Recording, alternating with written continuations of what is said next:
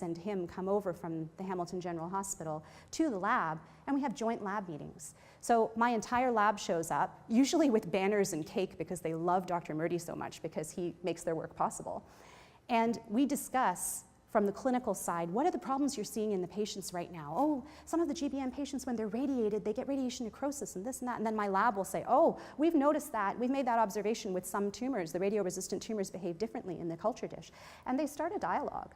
And it's amazing to see what kind of new ideas spring. Again, it's that iterative approach where the clinicians will bring ideas to our attention that we will then study in the lab, and vice versa. So I think the important thing is really to make sure, from what I've said so far, that you're familiarizing yourself with your research environment, with your clinical colleagues. You're tapping into their research interests. It's not about you, after all. It's about building a research program. And to build a research program, you don't only need to engage the direct circle of researchers around you. You know, usually your direct team is already engaged in your work because they've chosen to work with you. You need to engage the circles of people that lay beyond your direct associates, and you need to engage those people and make them realize that your research program is important. And the question on the bottom is something that Dr. Kelton asks me every time he sees me. And it's something where I really haven't developed a good answer yet, but you really have to understand how you are positioned within your work environment, your department, your university, so that you can actually position yourself for success. So I'm going to go a little more quickly because I'm talking way too much. But these are things that we are not taught in any constructive way during our 17 years of training. Medical school, residency, even your PhD. You're not taught these things. And so these are things you're going to have to learn on the fly, or you're going to have to seek out colleagues who have more experience than you who can teach you about them. No one teaches you how you choose people to hire to work for you. No one teaches you how to manage all of the people that work for you. I spend a huge amount of time just managing my research team and talking to them as individuals and people and finding out what drives them and what motivates them. So the really important thing here in terms of managing people is you have to figure out that people are different. Their brains are wired differently. And don't expect everybody who works for you to think like you.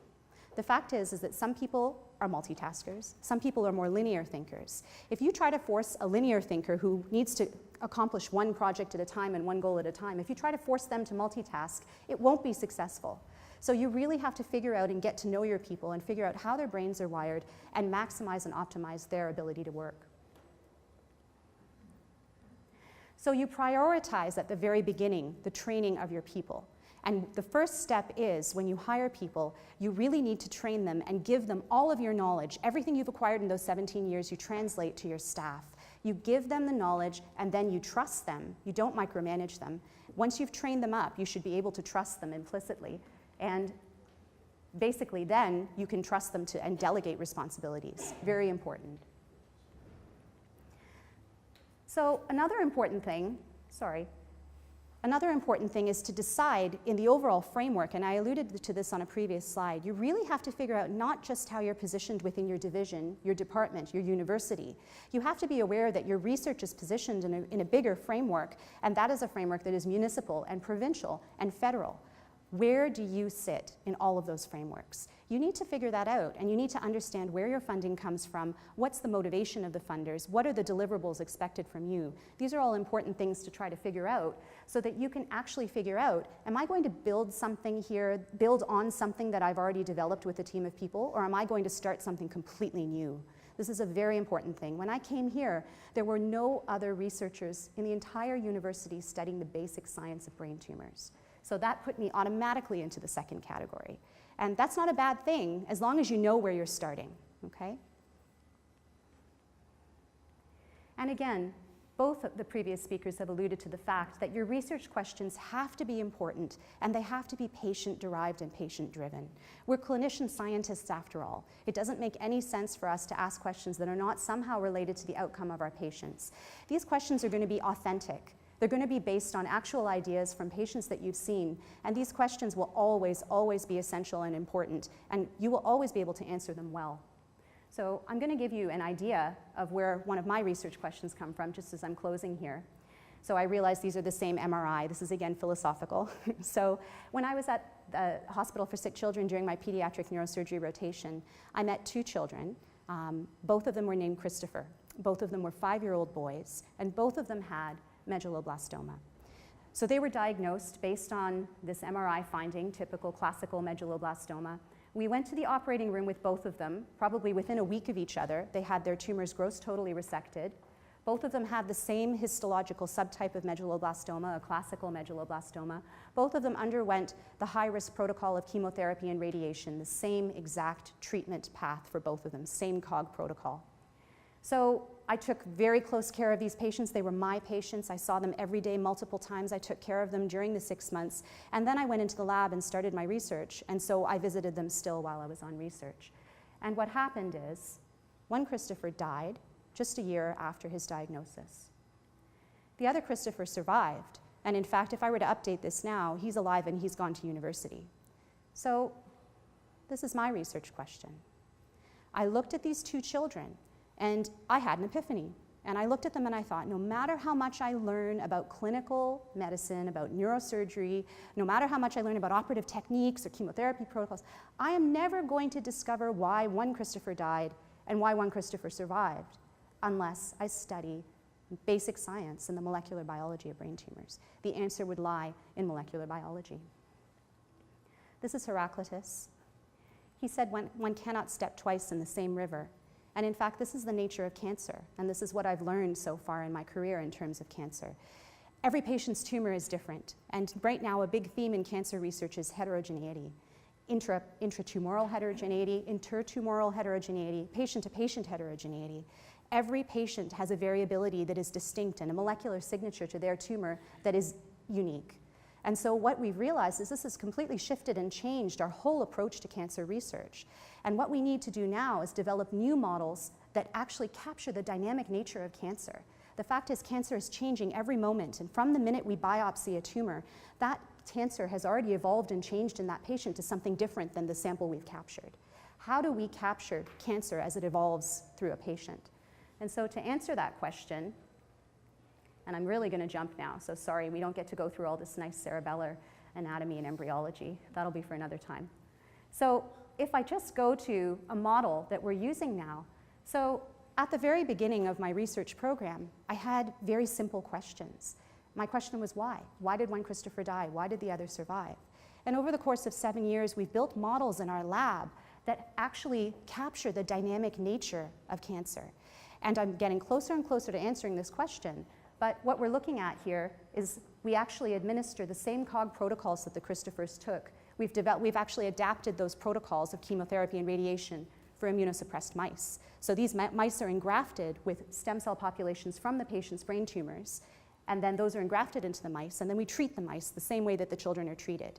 And then at every time point, we sacrifice mice after the first round of chemotherapy, after the second round of chemotherapy, after radiation, at the beginning, somewhere 2 weeks post-treatment, and then finally at relapse. And through all of those time points that we have, we can actually observe and do an in-depth profiling of the patient's tumor, of the stem cell populations.